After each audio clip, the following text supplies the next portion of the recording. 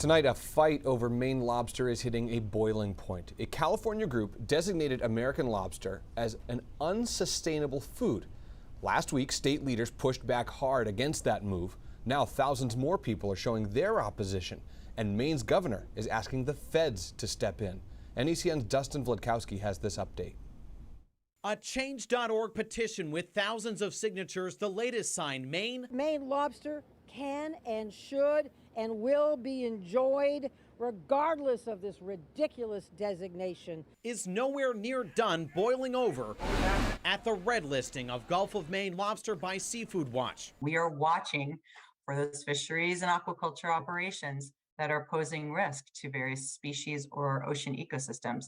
And we're in that situation right here. Last week, the group run out of the Monterey Bay Aquarium in California told consumers and businesses to avoid American lobster, including Maine lobster, because of threats of fishing gear to endangered right whales, prompting companies like HelloFresh and Blue Apron to pull the shellfish from products. Outraged Maine leaders and lobstermen dispute this, citing a lack of evidence Maine's lobster industry is causing the problem. At the same time, the state's governor, Janet Mills, is firing back at federal officials and NOAA, the National Oceanographic and Atmospheric Administration, as federal officials look at the right whale lobster gear issue.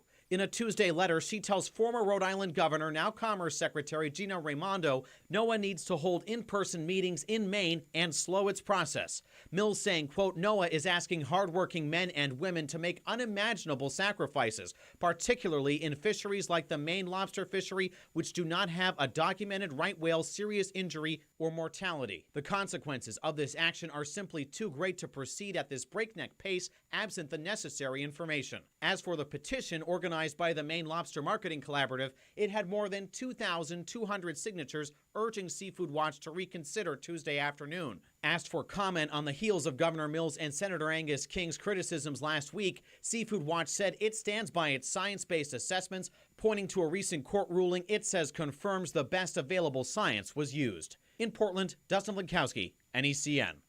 And that petition from the Maine Lobster Marketing Collaborative is picking up steam. At this time yesterday, about 1,200 people had signed in support of removing Maine lobster from the Monterey Bay Aquarium's red list. Right now, that number has more than doubled. About 3,300 people have signed so far.